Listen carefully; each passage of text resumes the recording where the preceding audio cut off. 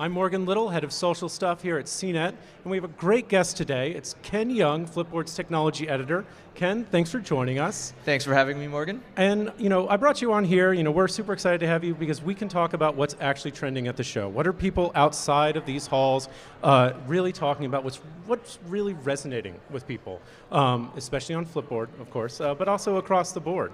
And one of the biggest things that we saw, it was a big surprise. It really kind of caught people's attention.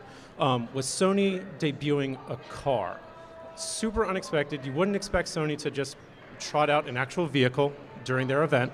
What did you think? What did you see out there in terms of people reacting and analysis around it? So I think it's certainly surprising because normally you wouldn't assume Sony would be into the automotive type of space, and especially investing so much of their money into building out a concept car, because they're not obviously not known for being like a Tesla or a Ford or anything like that. But based on what I've seen and what I've heard, is that it's actually a way to demonstrate their technology inside the car. And as everyone's trying to get an edge in terms of showcasing what their technology can do beyond their home or their personal devices, they got to find more creative ways to emphasize that, and a Sony Car is actually a really good way to do that, to kind of really show how integrated everything can be and looking at the entire Sony product line and platform. So I think it's a creative way. Whether or not that investment's really paid off, I mean I think it certainly got everyone's attention. I mean, we're talking about it now, but in light of everything, but are we actually talking about the technology inside the vehicle in terms of their connected car, and how does that stack up with other connected car platforms?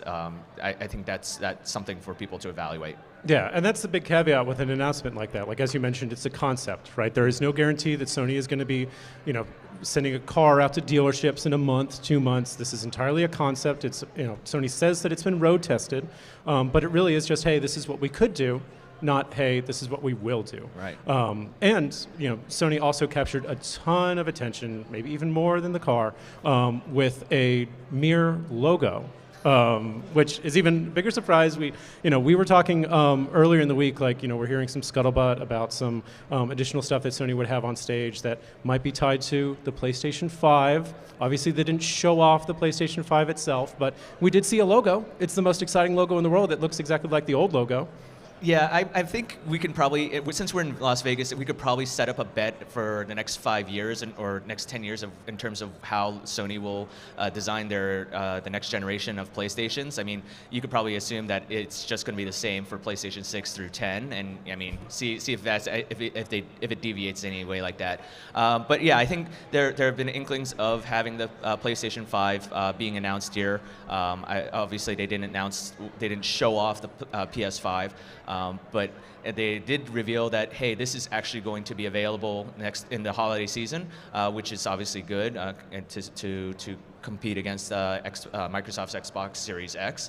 But whether or not, what specs are there, I mean, we'll probably have to wait for E3 in June, and then after that, then probably what other new game titles that are going to be out there.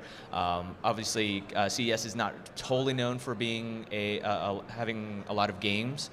That's more for E3 and Game Developers Conference and everything else. So, but look, I think it's nice that they announced it. Whether or not, and certainly, again, we're talking about it, but it feels a little disappointing to see oh, here, the PS5's teased, not really officially announced, and here, but you can't actually see it until later this year. Yeah.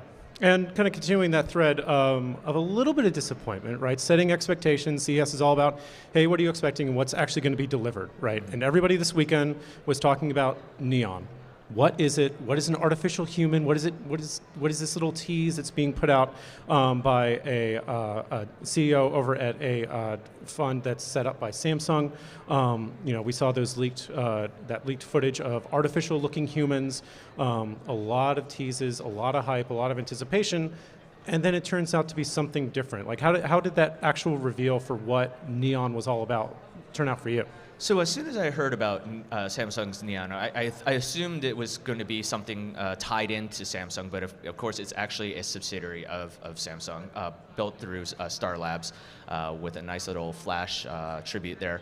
But I thought it was actually going to be something comparable to Bixby. Certainly, it's not. Samsung fully parted away, saying that this is not going to be a Bixby replacement. But I thought that this would actually be a true test to see what Samsung could do with AI. Bixby hasn't really performed better than Siri, than Google Assistant, or even Amazon Alexa.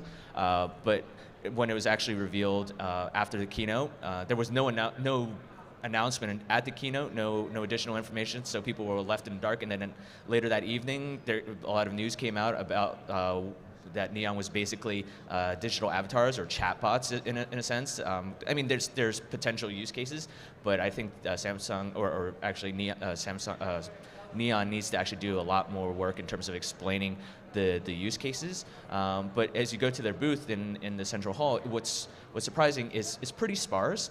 And I think it's way more conceptual than anything, because as you look at the displays, it's it's well designed, but at the very bottom of each screen there's a disclaimer saying for illustrator purposes only.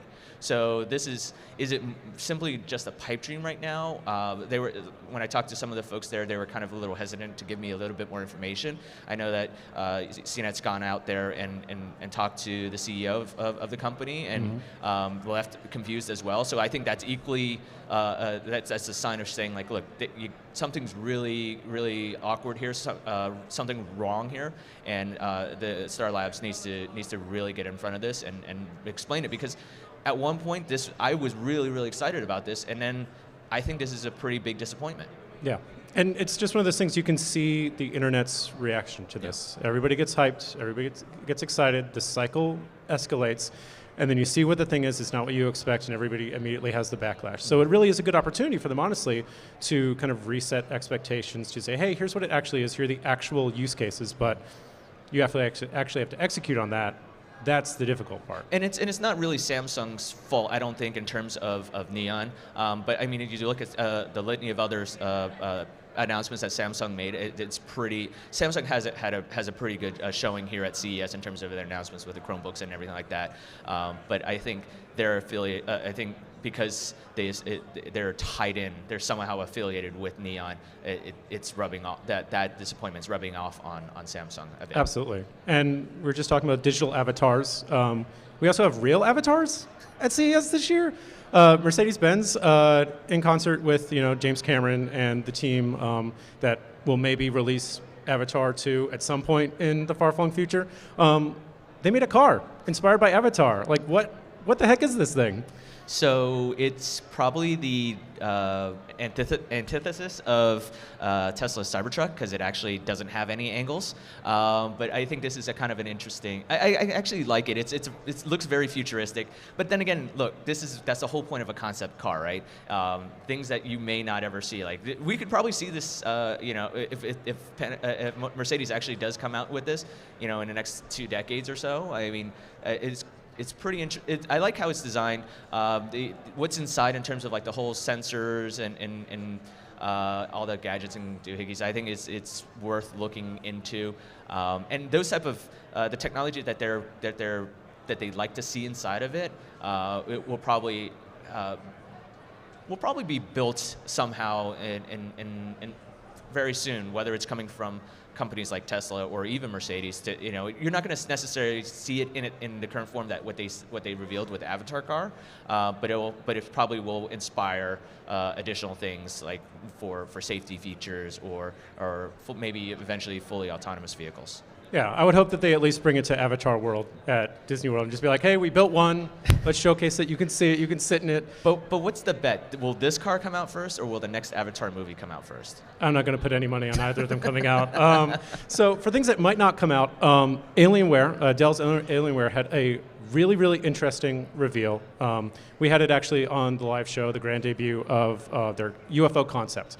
And it's, the TLDR is that it's a Switch for PC games, but it's a little bit more, right? There's a little bit more going on there. So, like, how would you summarize what Alienware revealed?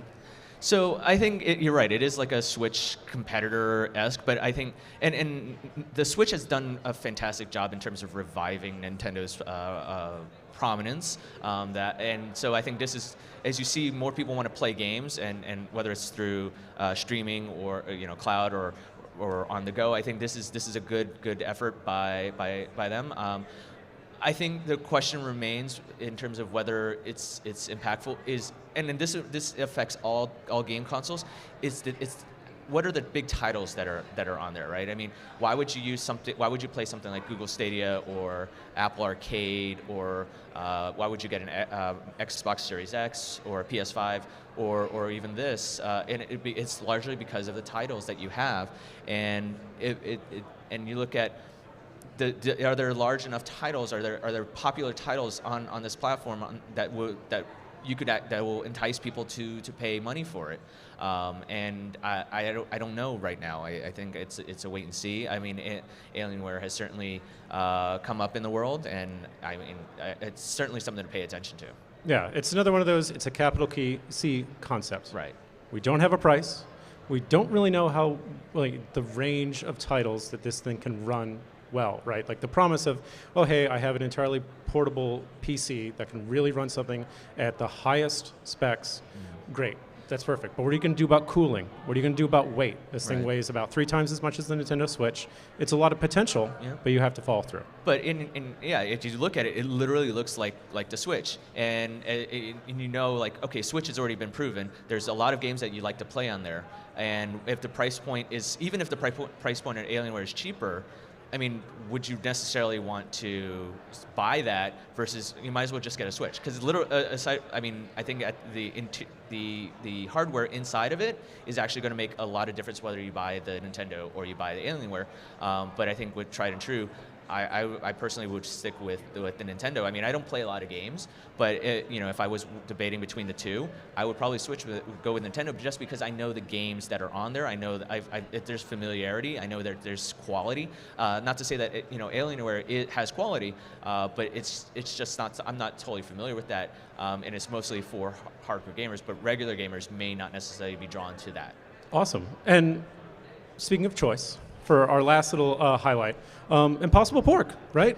There's now an alternative to an actual pig, which has a lot of great potential for folks, right? It's kosher, it's made with halal in mind. Obviously there's a huge ecological impact of switching to that. Like, what have you seen folks reacting to with this? So I think it's been. I think it's typical with anything with Impossible Foods. As you're going to try it, it's a little bit of trepidation, but it's borderline. I think it's skewing more towards, oh, this is kind of interesting. This is a good thing. And Impossible Foods has done well at CES, and at least since last year and possibly years before.